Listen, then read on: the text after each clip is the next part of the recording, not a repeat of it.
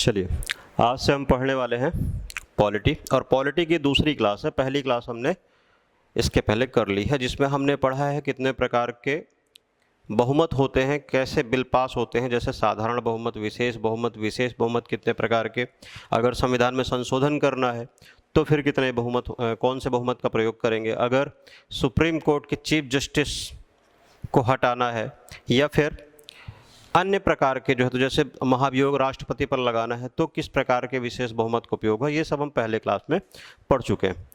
अब पॉलिटी को हम समझते हैं, किसी भी सब्जेक्ट को पढ़ने से पहले हमें ये समझना है कि वो सब्जेक्ट की आवश्यकता क्या है, वो सब्जेक्ट बना ही क्यों। तो हम सब क्या रहते हैं, समाज में रहते हैं। जो मानव सभ्यता है वो किस में रहती है, समाज में। और समाज का एक निम्नतम इकाई क्या है, एक व्यक्ति। लेकिन अकेला व्यक्ति होगा तो दरअसल पॉलिटी की आवश्यकता नहीं पड़ेगी। लेकिन चूंकि मानव क्या रहता है, समूह में रहता है, समाज में रहता है, तो हम एक उदाहरण के माध्यम से यहाँ पे समझें कि एक मान लीजिए परिवार है, और एक परिवार में ही, क्योंकि परिवार भी एक तरह से समाज की इकाई है, एक परिवार में 6 सदस्य हैं। कितने? 6। 2 हो गए दादा और दादी, 2 हो गए माता पिता, और 2 हो गए बच्चे। 6 सदस्य रहते हैं। अब जब परिवार में 6 सदस्य हैं तो इनके बीच क्या होगा, संघर्ष पैदा होगा। क्या पैदा होगा? संघर्ष। अच्छा, संघर्ष पैदा क्यों हो रहा है? क्योंकि संसाधन की क्या है, कमी है। कैसे? देखिए, एक परिवार है और उसमें क्या है, एक टीवी लगा हुआ है, कलर टीवी। अब जो 2 बच्चे हैं, लिख भी देता हूं, माता पिता और दादा दादी। अब एक टीवी है, दोनों बच्चे चाह रहे हैं, एक लड़का और एक लड़की है। लड़की चाह रही है, मतलब बच्ची चाह रही है कि जो है तो उससे रिश्ता क्या कहलाता है देखना है, और लड़का चाह रहा है कि आईपीएल चल रहा है, मैच देखना है। माता तो अपना जो है तो किचन में लगी हुई हैं, पिताजी काम पे गए हुए हैं, लेकिन दादा दादी चाह रहे हैं कि बाबा बागेश्वर धाम की कथा सुने। ठीक। अब 4 सदस्यों के बीच में संघर्ष पैदा हो रहा है। दादा दादी तो फिर भी किसी तरह से, क्योंकि बुजुर्ग हैं, अपने बच्चों की खुशी चाहते हैं, अपने पोते पोती की खुशी चाहते हैं, तो वो कहेंगे ठीक है तुम लोग देख लो। लेकिन अब ये 2 बच्चे हैं, एक लड़का और एक लड़की, इन दोनों के बीच झगड़ा होना तय है रिमोट के लिए। आपके घर में भी हुआ होगा। ठीक। और झगड़ा किस चीज़ का होगा कि एक को देखना है आईपीएल में मैच और एक को देखना है रिश्ता क्या कहलाता है। अब दोनों के बीच क्या होगा, संघर्ष होगा, एक दूसरे के बाल नोचे जाएंगे। अब जितना झगड़ा आप लोग तो जानते हो, आपके घर की बात है ये। अब क्या होगा, इन दोनों के बीच संघर्ष पैदा हुआ, और संघर्ष इसलिए पैदा हुआ क्योंकि संसाधन का क्या है, अभाव है। संसाधन क्या है, टीवी एक ही है। अगर 3 टीवियाँ होती तो एक रिश्ता क्या कहलाता है देख लेती, एक आईपीएल में मैच देख लेता, दादा दादी जो है तो बाबा बागेश्वर धाम की कथा भी सुन लेते, फिर संघर्ष होना ही नहीं था। तो एक परिवार में जब 6 सदस्य रह रहे हैं और उनमें संघर्ष हो रहा है, तो अब आ जाइए किसमें, समाज में। और समाज में क्या है, समाज में क्या है कि संसाधन का अभाव है। कैसे? तो जैसे देखें, अस्पताल, हॉस्पिटल 100 बेड का है और मरीज कितने हैं, 500। तो जाहिर सी बात है उसके लिए संघर्ष होगा। विद्यालय है, विश्वविद्यालय है, विश्वविद्यालय है, मतलब जो भी सार्वजनिक जगह है। विश्वविद्यालय में देखिए, डॉक्टर, इंजीनियर, जब इनको एडमिशन नहीं मिलता है, सीट है पता चला कि 500 और एडमिशन लेना चाह रहे हैं 5000, तो जिनके पास पैसा है वो तो क्या करेंगे, डोनेशन दे के ले लेंगे। ठीक है। लेकिन मामला समझिए कि है क्या, अंत में संसाधन की कमी है, और संसाधन की कमी होगी तो क्या होगा, संघर्ष पैदा होगा। क्या पैदा होगा, संघर्ष। बहुत बेसिक स्तर से समझा रहा हूँ, जहाँ पे समझ में ना आए तो बता दीजिएगा, कमेंट कर दीजिएगा, या फिर जैसे वीडियो आपके पास पहुंचेगा तो आप मुझे कॉल भी कर सकते हैं, मैं नंबर भी दे दूंगा, या व्हाट्सअप मैसेज कर सकते हैं, और आप बताएंगे तभी जानूंगा, क्योंकि मैं बागेश्वर बाबा धाम तो हूँ नहीं कि पता चल जाए मुझे कि आपसे नहीं बन रहा है, बताना पड़ेगा। ठीक है। अब जब समाज में रहते हुए संसाधन की कमी है और हुआ क्या, संघर्ष पैदा हुआ, तो अब संघर्ष का चाहिए क्या, समाधान। और संघर्ष के समाधान करने के लिए आपने बुला लिया किसको, पुलिस को। किसे बुलाया, पुलिस को। पता चला कि आपके घर में चोरी हो गई तो आपने किसको बुलाया, पुलिस को। क्यों, क्योंकि घटना हो गई है, दुर्घटना जिसे बोलते हैं। फिर कभी ऐसा हुआ कि आपने पुलिस को अपने हैप्पी बर्थडे में बुलाया हो, कि आपका बर्थडे हो और पुलिस को आप जाके बोल के आओ कि आज हमारा हैप्पी बर्थडे है और जो है तो केक खाने आइएगा। तो आप कभी हैप्पी बर्थडे में तो बुलाओगे नहीं, बुलाओगे कब, जब संघर्ष होगा। और संघर्ष के समाधान के लिए आपने किसको बुलाया, पुलिस। और फिर पुलिस पूरे मामले की छानबीन करती है और दो पक्षों के बीच के झगड़ा को क्या करती है, सुलझाती है। समझ पा रहे। इसका मतलब हमें मोटा मोटा ये समझ में आ गया कि हमारे जो समाज में संघर्ष है और संघर्ष के समाधान के लिए पुलिस की आवश्यकता है। और पुलिस का मतलब क्या, जो रक्षा करे। मतलब समाज में रहते हुए हमें एक चीज़ तो समझ में आई कि अगर हमें अपने जीवन के सार्वजनिक कार्य कराने हैं, अपने जीवन की सार्वजनिक सुरक्षा चाहिए, तो हमें एक ऐसी संस्था बनानी पड़ेगी जो हमारे सार्वजनिक जीवन के लिए कार्य करे, हमारी रक्षा करे। ठीक है। और उस संस्था को हम क्या बोलेंगे, उस संस्था को हम बोलेंगे क्या, सरकार। हमें एक संस्था बनाई और संस्था क्या कहलाई, वो सरकार। बहुत बेसिक स्तर से समझिएगा। परिवार से हमने देखा कि परिवार में एक टीवी था, संघर्ष पैदा हुआ। तो जब परिवार में 6 सदस्य हैं, पूरे समाज में सोचे कितने लोग रह रहे हैं, विविध प्रकार के लोग रह रहे हैं, अलग अलग जाति, धर्म, लिंग, अलग अलग मान्यताओं, अलग अलग विश्वास, मतलब अलग अलग धर्म में विश्वास करने वाले, अलग अलग तरह के लोग रह रहे हैं, अलग अलग भाषाएं बोलने वाले। ठीक है। तो जब इतनी विविधता वाले समाज होंगे तो जाहिर सी बात है कि उनमें संघर्ष तो पैदा होगा ना। और संघर्ष पैदा होगा तो हम क्या करेंगे, संघर्ष के समाधान के लिए किसको बुलाएंगे, पुलिस को बुलाएंगे। और जब पुलिस को बुलाएंगे, अच्छा पुलिस को अगर आप देखेंगे तो अगर पुलिस तो आप अपने आसपास देखते हो, तो वो सरकार का प्रत्यक्ष रूप है हमारे सामने। क्या है, अगर वैसे हम सोचते हैं कि सरकार क्या है, तो सरकार कहीं आप ढूंढने जाओगे तो अलग से तो मिलेगी नहीं। तो आप एक उदाहरण देख सकते हो, क्या है कि जो पुलिस खड़ी है सरकार के आदेश पे काम करती है, मतलब सरकार का क्या है, एक अंग है। तो एक बात ये समझ में आ गई कि पुलिस जो है तो हमारे आसपास क्या है, सरकार का प्रत्यक्ष रूप है। तो आपने क्या किया, जब पुलिस को बुलाया और आपकी समस्या का समाधान हुआ, तो आपके दिमाग में तुरंत आया कि अच्छा, मतलब अगर हमें अपने जीवन की रक्षा करनी है, अपने सार्वजनिक जीवन के जो है तो कार्य करवाने हैं, तो हमें एक ऐसी संस्था बनानी पड़ेगी जो हमारे समाज के लिए काम करे। और वो संस्था क्या कहलाएगी, सरकार कहलाएगी। ठीक। अब जिस प्रकार ध्यान से समझिएगा, जिस प्रकार हमारे काम करने के लिए क्या होता है, हमारे शरीर में 2 हाथ है, उसी प्रकार सरकार को काम करने के लिए उसके 3 हाथ हैं। कितने, 3। आप पूछोगे सर कौन से, तो सरकार के जो 3 हाथ है कार्य करने के लिए, सबसे पहला क्या कहलाता है, विधायिका। क्या कहलाती है, विधायिका, कार्यपालिका और न्यायपालिका। अभी हम इसको विस्तार से समझते हैं। ठीक। तो सरकार के 3 हाथ काम करने के लिए, या फिर ये कह लीजिए कि सरकार के 3 अंग कार्य करने के लिए, कौन कौन सी, विधायिका, कार्यपालिका और न्यायपालिका। सर अब ये क्या है कि विधायिका, कार्यपालिका और न्यायपालिका, तो आइए समझते हैं।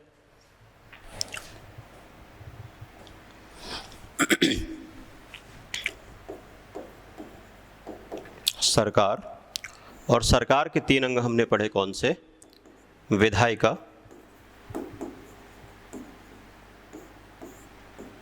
कार्यपालिका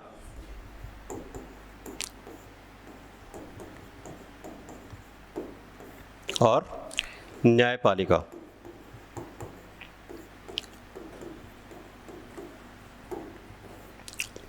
देखिए, सबसे पहले हम समझते हैं विधायिका।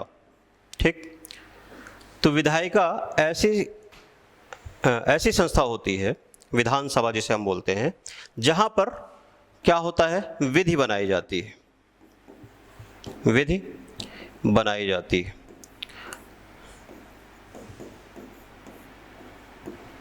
अब एक बात समझिएगा कि आपके सार्वजनिक जीवन के लिए सरकार बनाई गई, एक संस्था चुनी गई जिसका नाम सरकार था, और सरकार के 3 अंग थे जिसका नाम था विधायिका, कार्यपालिका और न्यायपालिका।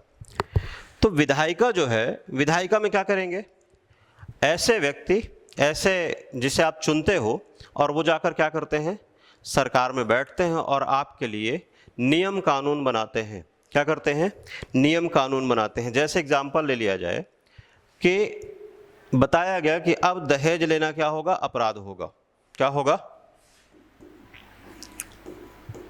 दहेज लेना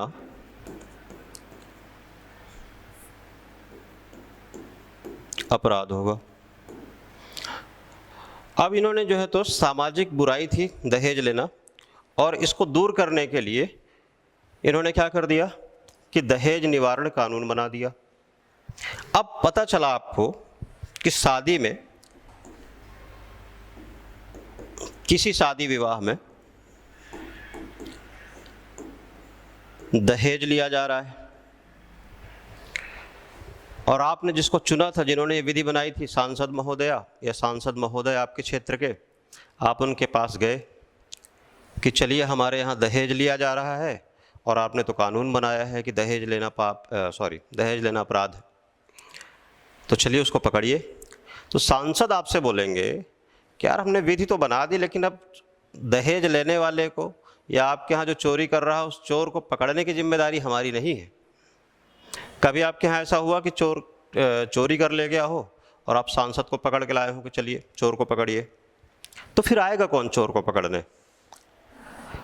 अब यहीं से हमें समझ में आता है कि विधि बनाने वाला अलग, और विधि को लागू करने के लिए, मतलब चोर को पकड़ने के लिए या दहेज लेने वाले या देने वाले अपराधी को पकड़ने के लिए कौन आएगी?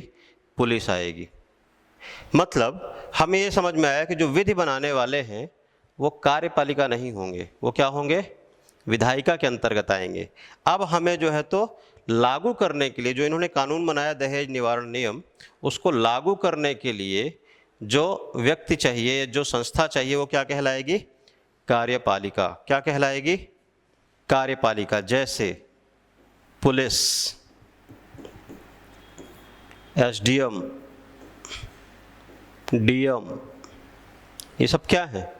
ये कार्यपालिका है। मतलब विधायिका जो विधि बना देगी उसको लागू करने का काम कौन करेगा? कार्यपालिका। समझ पा रहे हैं? अगर कार्यपालिका की हम बात करें तो यह 2 प्रकार की होती है। कितनी? 2 प्रकार की। एक होती है स्थायी कार्यपालिका और एक होती है क्या? अस्थायी कार्यपालिका। सर ये क्या है स्थायी कार्यपालिका और अस्थायी कार्यपालिका? तो ध्यान से समझिए। स्थायी कार्यपालिका वो होती है जो विभिन्न प्रकार के कॉम्पिटिटिव एग्जाम दे के, आप देखते हो आईएएस, पीसीएस और पटवारी से लेके छोटे पोस्ट तक, जो कॉम्पिटिटिव एग्जाम देकर और सिलेक्शन लेते हैं, वो क्या होते हैं? 60 वर्ष तक, मतलब अपनी आयु पूरी हो जाने तक कार्य करते हैं। वो क्या कहलाते हैं? स्थायी कार्यपालिका। जैसे एग्जाम्पल ले लें, एसडीएम, डीएम, डीएसपी, ये सब क्या है? स्थायी कार्यपालिका है। तो सर अस्थायी कार्यपालिका कौन है? तो अस्थायी कार्यपालिका के अंतर्गत जो आएंगे वो कौन होंगे? ऐसे जो आपसे वोट मांगते हैं और 5 साल के लिए चुने जाते हैं। ठीक है, जैसे विधायक, सांसद। तो किसी भी हम अगर नेता को ले लें, कितने वर्ष के लिए चुना जाता है? 5 वर्ष के लिए। और इतना ही नहीं, 5 वर्ष के पहले भी इनकी सरकार गिर सकती है। इसलिए हम क्या बोलेंगे कि दरअसल ये अस्थायी कार्यपालिका है, जो स्थायी नहीं है। लेकिन जो डीएम, एसडीएम है, ये जब तक अपनी आयु पूरी नहीं कर लेंगे तब तक क्या है? कार्य करेंगे। इसलिए क्या है? स्थायी कार्यपालिका। और ये क्या है? अस्थायी कार्यपालिका। तो 2 चीज़ें तो हमारे अच्छे से समझ में आ गई। क्या क्या? कि एक हो गई विधायिका और एक हो गई कार्यपालिका। अब आ जाते हैं किसमें, न्यायपालिका। बड़ा शानदार रोल होता है न्यायपालिका का। कैसे? बचपन में आपने सब ने क्या किया, क्रिकेट तो खेला होगा, खास तौर से लड़के। हाँ, लड़कियां भी खेलती है लेकिन उनकी मात्रा कम है, ठीक है। तो बचपन में जब क्रिकेट खेलते थे तो जिसका बल्ला होता था, बैट, वो बड़ा पावरफुल होता था। अगर वो गलती से आउट भी हो गया तो कह देता था कि नो बॉल है, और अगर उसको आउट दे दिया गया, सब ने बोला कि नहीं आउट है, नो बॉल नहीं है, तो अपना बैट लेके चल देता था। पूरे खिलाड़ी परेशान। सब ने बचपन में झेला होगा, हुआ ही होगा सबके साथ, मेरे साथ भी हुआ है। तो ये समझ में आता था कि जिसके पास बैट है वो उसके पास क्या है, पावर है। समझ पा रहे हैं? और हमें दोबारा उसको बैटिंग देनी पड़ती थी। अगर वो आउट भी हो गया है तब भी अगर उसने बोल दिया कि नहीं आउट है, तब भी उसको दोबारा, भाई कि चलो फिर से बॉलिंग कर दो, नहीं तो सबकी बैटिंग जाएगी, तो उसको दोबारा खिलाना पड़ता था। बाद में जब ये समस्या बढ़ गई तो इसका फिर समाधान निकाला गया। और समाधान क्या निकाला गया कि सब लोग मिलकर एक एम्पायर चुन लेते हैं। एम्पायर ने अगर बोल दिया कि आउट है तो इसका मतलब बैट्समैन को भी मानना पड़ेगा क्या है, आउट है। अब ये व्यवस्था हो गई और एम्पायर का डिसीजन जो हो गया, क्या हो गया, लास्ट डिसीजन हो गया, कि उसने जो निर्णय दे दिया वही फाइनल है। आप देखते हैं सचिन तेंदुलकर खेलता है, कई बार आउट नहीं होता है, और अगर एम्पायर ने आउट दे दिया सचिन तेंदुलकर वापस चले जाते हैं, जबकि ग्रेट क्रिकेटर है। इसी प्रकार एम्पायर की भूमिका निभाने की जिम्मेदारी किसको दी गई, तो न्यायपालिका को दी गई। तो सर बैट्समैन कौन है यहाँ पे, तो बैट्समैन है कौन, सरकार, जिसके पास पावर है। आपने वोट दिया, अपना अधिकार वोट के माध्यम से एक संस्था को दिया, और कई इतने वोटों के साथ, कई पावर के साथ क्या हो गया, सरकार, जब सरकार बैठी तो सरकार क्या हो गई, पावरफुल हो गई। अब जो कुर्सी पे बैठ जाएगा तो जाहिर सी बात है कुर्सी छोड़ना नहीं चाहेगा। ठीक उसी प्रकार जिस प्रकार जो बैटिंग पे आ गया बैट्समैन, वो आउट नहीं होना चाहता। तो सरकार जब कुर्सी छोड़ना नहीं चाह रही है तो उस कुर्सी के लिए तरह तरह के अनैतिक कार्य करेगी, ऐसे ऐसे बिल पास करेगी कि जनता का शोषण हो सकता है, क्योंकि उसके पास पावर है। अतः एम्पायर की भूमिका में किसको बैठा दिया गया, न्यायपालिका को, कि अब अगर सरकार ऐसा कोई बिल लाती है जिससे जनता का नुकसान होता है या जनता के अधिकारों का हनन होता है, तो सुप्रीम कोर्ट या फिर न्यायपालिका क्या करेगी, सरकार को प्रतिबंधित करेगी कि आपका ये जो बिल पास हुआ है ये क्या है, असंवैधानिक है। जैसे अभी हाल ही में इलेक्टोरल बॉन्ड आपने सुना होगा, सुप्रीम कोर्ट ने असंवैधानिक घोषित कर दिया। ठीक है, ऐसे कई बिल आए हैं जिनको क्या कर दिया, सुप्रीम कोर्ट ने देखा कि ये क्या है, जनता का शोषण हो सकता है, तो उसने उसको क्या कर दिया, असंवैधानिक घोषित कर दिया। क्योंकि ये एम्पायर है, और एम्पायर का निर्णय क्या होगा, अंतिम निर्णय होगा। आपको याद होगा, अगर आप न्यूज़पेपर वगैरह पढ़ते होंगे या न्यूज़ चैनल सुनते होंगे, तो जब सुप्रीम कोर्ट ने भी बोला कि इलेक्टोरल बॉन्ड एसबीआई को जारी करना पड़ेगा, एसबीआई आनाकानी कर रहा था कि बाद में कर देंगे, चुनाव ना हो जाए इसके बाद। सुप्रीम कोर्ट ने बोला 3 दिन के अंदर करना पड़ेगा। कितने दिन के अंदर, 3 दिन के अंदर करना पड़ेगा। और एसबीआई को 3 दिन के अंदर जो है तो क्या किया, इलेक्टोरल बॉन्ड जारी करना पड़ा। ये होती है सुप्रीम कोर्ट की पावर या एम्पायर की पावर। तो दरअसल सरकार जो संस्था है हमारी, उसमें न्यायपालिका की भूमिका क्या होती है, एम्पायर की भूमिका होती है।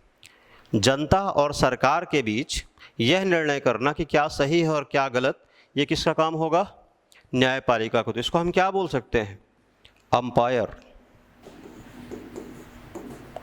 और ये इतनी पावरफुल होती है कि आपको याद होगा प्रथम महिला प्रधानमंत्री इंदिरा गांधी न्यायालय से ही, न्यायपालिका से ही परेशान हुई थी सबसे ज़्यादा, इमरजेंसी लागू की थी, संशोधन तक किए न्यायपालिका को जो है तो कमज़ोर करने के लिए। तो दरअसल चाहे श्रीमती इंदिरा गांधी जी का ज़माना रहा हो, चाहे श्री नरेंद्र मोदी जी का ज़माना रहा हो, सब में एक चीज़ कॉमन पाई गई है कि कोई भी अपनी सत्ता छोड़ना नहीं चाहता। ठीक उसी तरह जिस प्रकार जिसका बैट है वो आउट नहीं मानना चाहता। समझ पा रहे हैं। और सत्ता में बने रहने के लिए, कुर्सी में बने रहने के लिए जाहिर सी बात है वो असंवैधानिक कार्य करेंगे, असंवैधानिक बिल पास करेंगे, और उसे असंवैधानिक घोषित करने का अधिकार किसको है? न्यायपालिका को। समझ पा रहे हैं? तो मुझे लगता है कि आप इस चीज़ को समझ पाए होंगे कि विधायिका, सबसे पहले जिनको हम सांसद या विधायक बनाते हैं, वो जाके मतलब अगर सांसद को चुना है तो पार्लियामेंट में जाएंगे, दिल्ली में जो संसद है वहाँ पर बैठ के हमारे लिए क्या करेंगे? कानून बनाएंगे, विधि बनाएंगे। अगर हमने विधायक चुना है तो जैसे हम लोग मध्य प्रदेश के हैं तो मध्य प्रदेश की विधानसभा है, वहाँ विधानसभा में जाके विधायक क्या करेंगे? राज्य के लिए कानून बनाएंगे, हमारे लिए कानून बनाएंगे। ठीक। अब किसी के घर में जो इन्होंने कानून बनाया, जो इन्होंने कानून बनाया, अब उसको लागू करने के लिए ये तो जाएंगे नहीं, उसके लिए क्या जरूरत होगी? उसके लिए ज़रूरत होगी किसकी? कार्यपालिका की। और कार्यपालिका के अंतर्गत कौन आएंगे? जितने भी हमारे प्रशासनिक अधिकारी होते हैं, पुलिस कांस्टेबल, एसआई, पटवारी, जितने भी आप सरकारी गवर्नमेंट्स एम्प्लॉय देखते हो, वो सब क्या है? कार्यपालिका के अंग हैं। समझ पा रहे हैं? और वो हमारे लिए क्या करेंगे? जो विधि बनाई गई है उसको लागू करने का कार्य करेंगे। कार्यपालिका में हमने देखा कि दो प्रकार की कार्यपालिका है, एक स्थायी कार्यपालिका और एक अस्थायी कार्यपालिका। इट मीन्स कि जो अपनी आयु पूरी होने तक कार्य करेंगे, और एक वो जो 5 साल या उससे भी पहले तक के लिए कार्य करेंगे।